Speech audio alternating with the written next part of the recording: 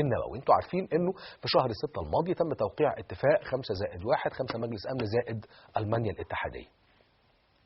الاتفاق بالنسبه للطرفين مرضي جدا. مش دي المساله. الموضوع هنا انه في خلال 15 يوم خلونا نقعد نشوف ونراقب ونتابع عن كتب، وبالمناسبه يعني نتعلم شطاره المفاوض الايراني اللي فضل يفاوض سنين لحد ما خد كل اللي هو عايزه تالت ومتلت وزيادة. انفتح على الغرب، يصدر بترول، يعمل برنامج نووي، يحتفظ بترسانته العسكرية، يبني قاعدة صناعية ضخمة، يهرول الغرب بالمعنى الكامل، يهرول الغرب هرولة إلى طهران لعقد الصفقات. كل ده في هذه الفترة كويس؟ بل انه حتى في زيارة حسن روحاني لروما، فعلشان ما يجرحوهوش عشان ما يتضايقش فيغطوا له التماثيل. ده للدرجة دي عاملين حساب الراجل؟ لا، هي الحكاية لازم تدرس ولا ايه؟ في الفترة القصيرة دي على سبيل المثال الرئيس الصيني زار طهران قبل ما يوصل الرياض.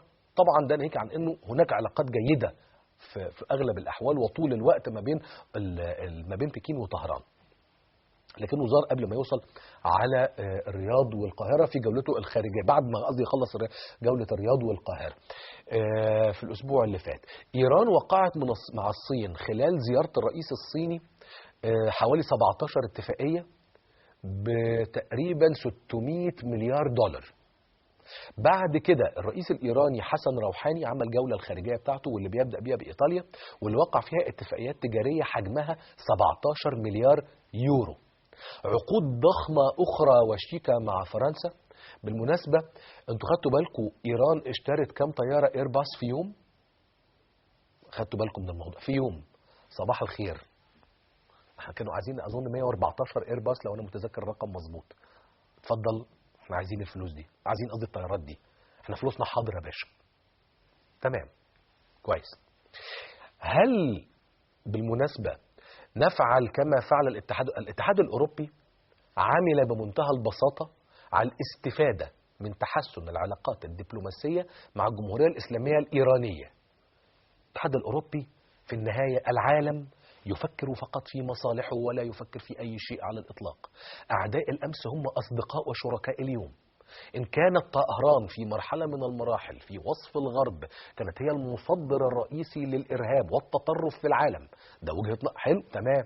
النهاردة أصبحت إيران صديقا عزيزا مقربا وشريكا اقتصاديا متميزا رفيع المستوى. السؤال بقى، احنا في مصر تحديدا فين من كل ده؟ ولأي مدى مصر هتفضل محافظة على مسافة بعيدة وشاسعة ما بين القاهرة وطهران؟ طيب تاني، هل أعمل ولا أقول لكم لا لازم نفهمها بقى، هل أعمل علاقة جيدة ما بين القاهرة وطهران أخسر بيها العلاقة ما بين القاهرة والرياض؟ لا، أنا مش هخسر الرياض تحت أي ظرف من الظروف مهما بلغت الأمور.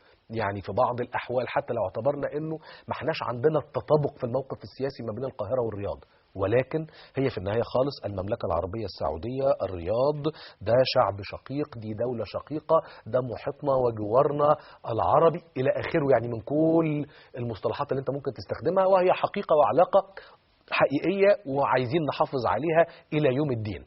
طيب، لكن هنا يجي السؤال، وما الذي يضير الرياض من علاقة جيدة ما بين القاهرة وطهران؟ طيب، ده أنا هزيدك من الشعر بيت. وإذا كانت علاقة جيدة، مش لازم أقول لك متميزة، جيدة ما بين القاهرة وطهران تصب في صالح الواقع العربي، نعملها ولا ما نعملهاش؟ طيب، إذا كانت علاقة ما بين القاهرة وطهران سوف تؤدي إلى انخفاض حدة التوتر ما بين طهران والرياض، نبدأ هذا الجسر ولا ما نبدأوش؟ تمام؟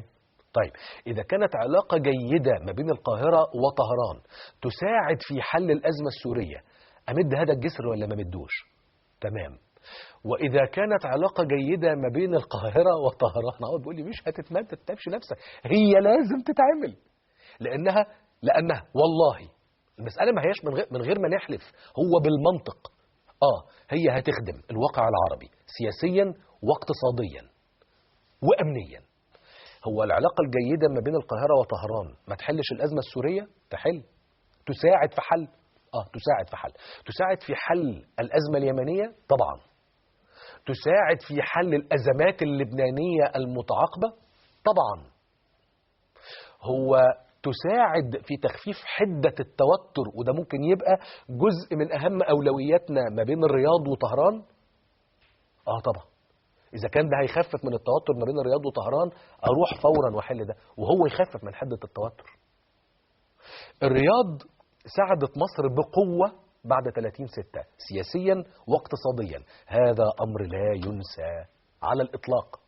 كويس، طيب ما تيجوا احنا كمان نساعد الرياض ونخفف من حدة التوتر اللي ما بين الرياض وما بين طهران، ونقلل من حجم مساحات الخلاف والاختلاف. ليه لا؟ فين الأزمة في هذا الموضوع؟ طيب واقتصاديا، هو احنا كلنا ما نقدرش نستفيد من استثمارات عربية في قلب طهران أو في قلب إيران بشكل عام؟ عندنا رؤوس أموال عربية سواء إذا كانت في مصر أو الخليج أو شمال إفريقيا ما شاء الله قد كده. نروح نستثمر فين؟ أقرب حتة هناك. مش بس كده كمان، ده أنا كده بضمن علاقات أفضل وأجود من العلاقات السابقة. كويس، هو ده ممكن يؤدي على مدى متوسط أو حتى بعيد في حل مسألة الجزر الإماراتية الثلاثة؟ يؤدي إلى خلق حلول